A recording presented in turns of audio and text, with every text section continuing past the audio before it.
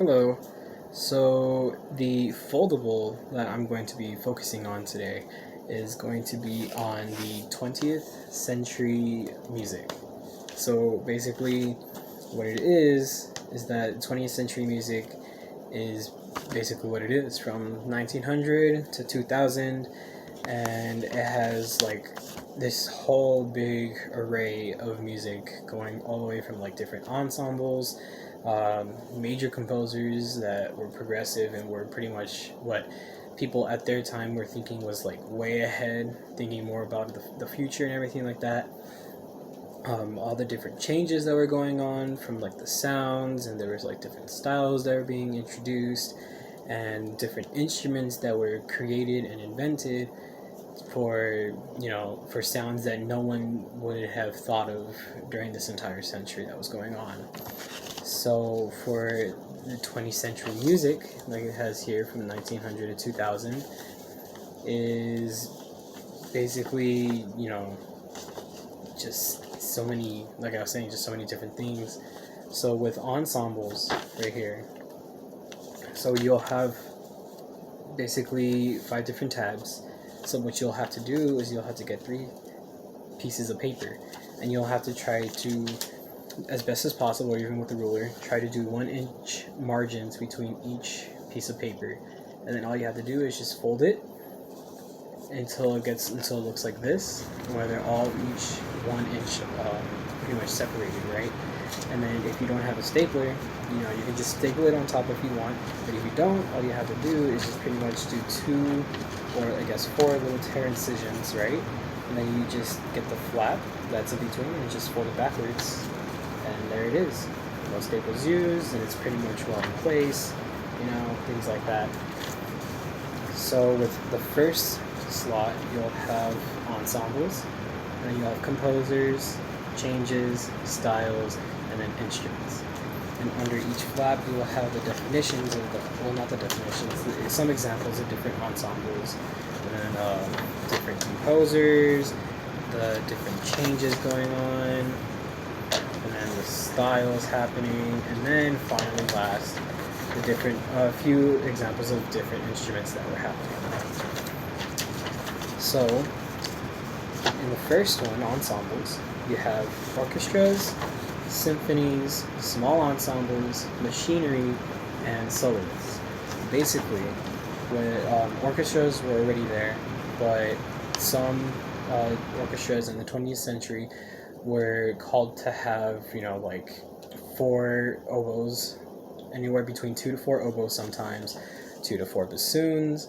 You'll have like a massive section of violins and violas, and like a great number of cellos and basses. And you will also have like anywhere between 5 to 10 horns at times, depending on what the composer or the conductor wanted at that time. You'll have a great number of trombones, like between 4 to 8 maybe, or like 2 to 4 tubas. You'll have 2 to 6 trumpets. It was, no one really knew what to expect unless you were the composer or the director themselves. And as a player, you didn't know what to expect either until like the day of, or until they finally told you, oh, well, this is going to happen.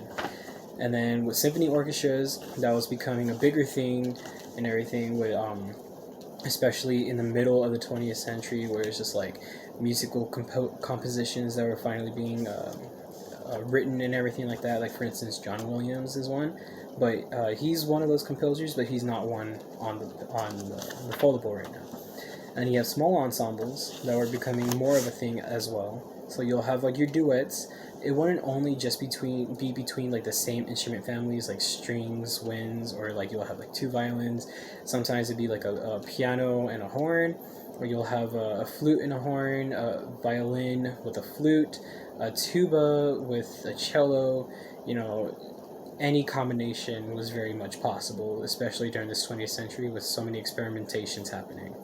You'll have trios, like I said, trios, chambers, quintets, any configuration, any combination you can think of was pretty much already thought of, and was really interesting to hear, especially just coming from the classical era. Well, like classical, and then like all that, and it's just, it was just a huge thing to happen.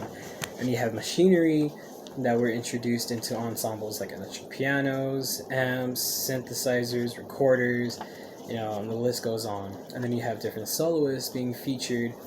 Uh, so you had like more of the trombones, more of the trumpets, more of the wind instruments, and then you had synthesizers being introduced as a soloist, pan drums, marimbas, a lot more percussion instruments were finally getting introduced to the musical world as soloists. And some of it, I would have to say, is pretty cool. And then finally, not finally, and then next you'll have different composers right here. So you'll have the different composers and you'll have the dates that they lived. So you'll have Claude Debussy, Igor Stravinsky, Bela Bartok, and Arnold Schoenberg. So the one fun fact about Igor Stravinsky is that he created a ballet that caused a riot in Paris, France, in the year 1913, where it was like so confusing. The music didn't make any sense. Instruments were playing in fields that no one was used to hearing them play in, and the crowd just didn't get it. It was confusing for the audience, and it was just so bad for them. They just started rioting because of that ballet. It's like a huge thing that happened. And then after the composers, you'll have different changes. So the different changes that happened were basically like political views, because during the 20th century we had two great wars going on. And then one of the political views was especially during World War II, where some people were even refusing to listen to German composers because, well, Germany at that time was seen as a very bad country, so they didn't want any ties to any German or any German descents like that. So they were pretty much boycotting German composers and German directors. They wanted to stay away from all of that as much as possible. You have historical lines like the ballet I just mentioned was basically about a ritual in ancient Germany, and it was, to get into more detail, it can be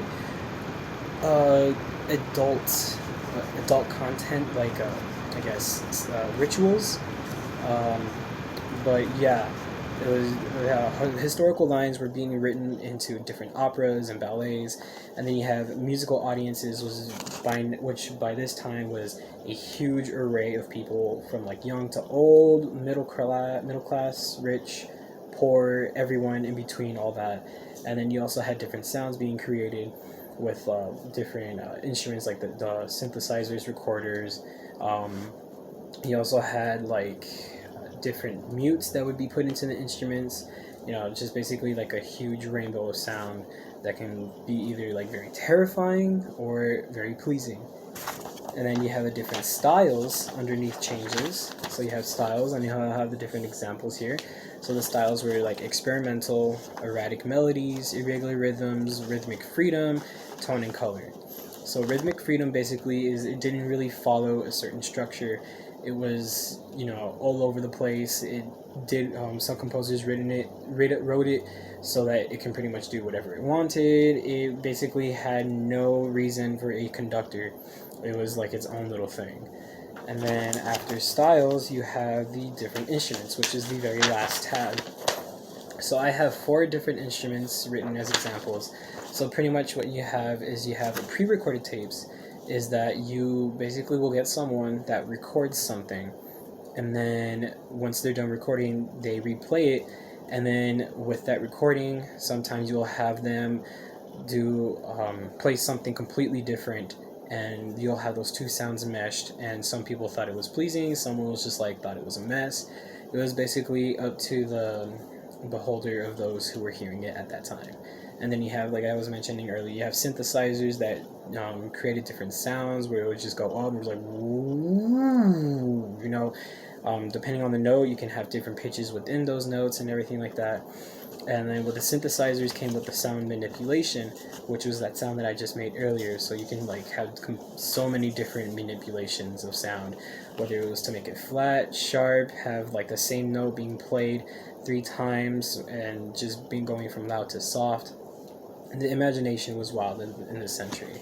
And then you have amplifications, where basically you had what we know now as like amps, speakers, that but back then when they were first created, where it just made the sound bigger. They wanted if an audience of 100 had trouble hearing it from outside, or like of 100,000, they got speakers and amps just to like make the sound more burst, if that makes sense.